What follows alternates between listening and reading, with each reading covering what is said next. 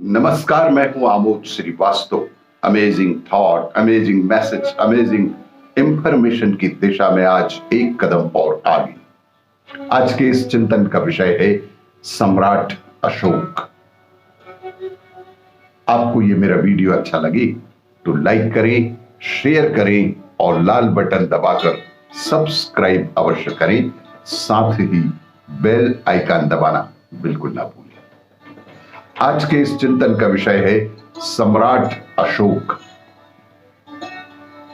सम्राट अशोक की जन्म जयंती हमारे देश में नहीं मनाई जाती। बहुत सोचने पर भी उत्तर नहीं मिलता। आप भी इन प्रश्नों पर चिंतन मनन विचार करें कि जिस सम्राट के नाम के साथ संसार भर के इतिहासकारों ने लिखा कि महान अशोक सम्राट।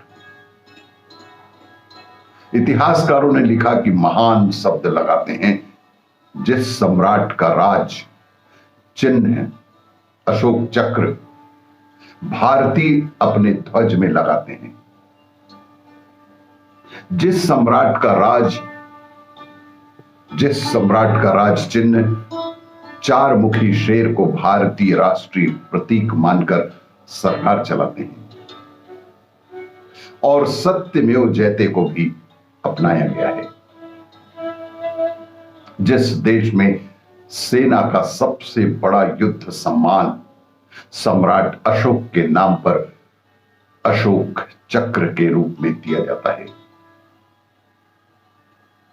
जिस सम्राट से पहले या बाद में कभी भी कोई ऐसा राजा या कि सम्राट हुआ ही नहीं जिसने अखंड भारत अर्थात आज का नेपाल, बांग्लादेश, पूरा भारत, पाकिस्तान और अफगानिस्तान इतने बड़े भूभाग पर एक छत्र राज किया हो। कैसी अजीब विडंबना है कि हमारे देश में उनकी जयंती नहीं मनाई जाती। सम्राट अशोक के ही समय में 23 विश्वविद्यालयों की स्थापना की गई और उनमें से जो सबसे महत्वपूर्ण थे तक्षशिला, नालंदा, विक्रमशिला, कंधार आदि विश्वविद्यालय प्रमुख थे। और इन्हीं विश्वविद्यालयों में देश के साथ साथ विदेशों के भी छात्र उच्च शिक्षा पाने भारत आया करते थे। जिस सम्राट के शासनकाल को विश्व के बुद्धिजीवी और इतिहासकार भारतीय इतिहास का सबसे बड़ा और स्वर्णिम काल मानते हैं, जिस सम्राट के शासनकाल में भारत विश्व गुरु था, जिस सम्राट के शासनकाल में भारत को सोने की चिड़िया कहा जाता था, जनता बेहद खुशहाल और भेदभाव रहित थी।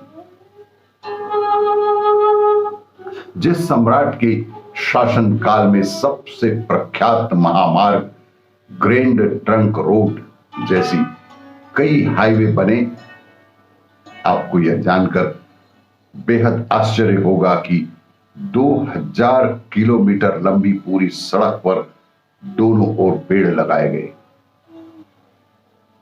उस सड़क के किनारे किनारे सराएं बनाई गई। मानव तो मानव, पशु पक्षियों के लिए भी पहली बार चिकित्सा घर यानी हॉस्पिटल का निर्माण भी किया गया। ऐसे सम्राट जिनके शासनकाल में पशुओं को मारना बंद करा दिया गया, ऐसे महान सम्राट अशोक जिनकी जयंती उनके अपने देश भारत में क्यों नहीं मनाई जाती। कैसी अजीब सी बात है, कैसा अजीब चिंतन का विषय है। इस दिन कोई छुट्टी घोषित नहीं की गई। दुख है कि जिन नागरिकों को ये जयंती मनानी चाहिए वो अपना इतिहास ही भुला बैठे हैं और जो जानते हैं वो ना जाने क्यों मानना नहीं चाहते।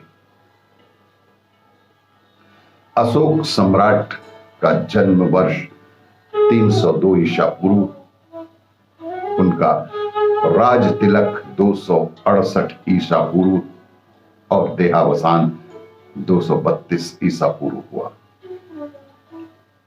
ऐसे महान अशोक सम्राट के पिताजी का नाम बिंदुसार गुप्त था और माताजी का नाम सुभद्राणी। जो जीता वही चंद्रगुप्त ना होकर, कैसी बड़ी अजीब सी बात है कि जो जीता वही चंद्रगुप्त ना होकर जो जीता वही सिकंदर कैसे हो गया।